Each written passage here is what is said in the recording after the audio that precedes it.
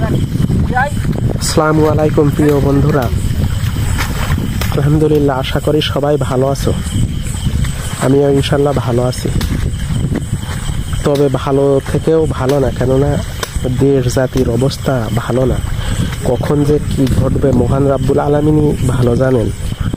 তবুও সব কিছুর মাঝে আমরা গ্রাম অঞ্চলের মানুষ বসে থাকতে পারি না, কেননা আমরা তো কৃষক বা কৃষি কাজের সাথেই আমাদের সম্পৃক্ততা। তাই আমরা প্রতিদিন সকালে ঘুম থেকে উঠেই কিছু খাবার নিয়ে এরকম মাঠে কাজ করতে চলে আসি।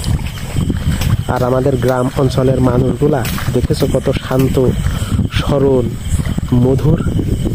এরা ওইরকম ঠক, প্রতারণা, ধান্দাবাজি খুব কমই বোঝে। এরা ঝড়, বৃষ্টি, খরা, শীত উপেক্ষা করেই এই মাঠে মনের আনন্দে খুশি মনে কাজ করে।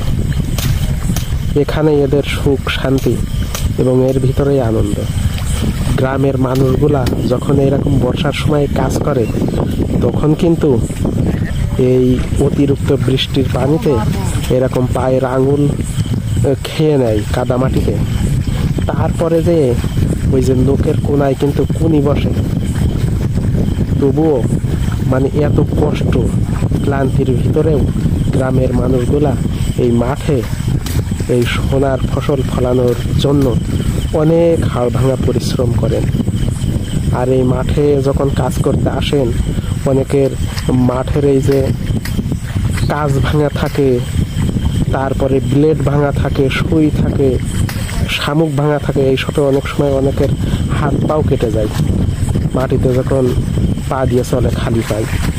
তারপরে এই যে গ্রাম অঞ্চলে মাঠে অনেক সময় দেখা যায় সাপ খোপও থাকে। অনেক সময় সাপে দংশন করে মানুষের, কৃষকদের বা কৃষি শ্রম যারা দেন।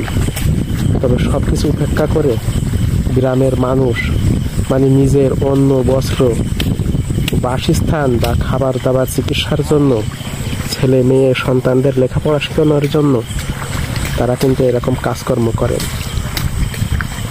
তা সবাই ভালো থাকেন। আগামী ভিডিওতে আবার দেখা হবে বা কথা হবে। আল্লাহ হাফিজ।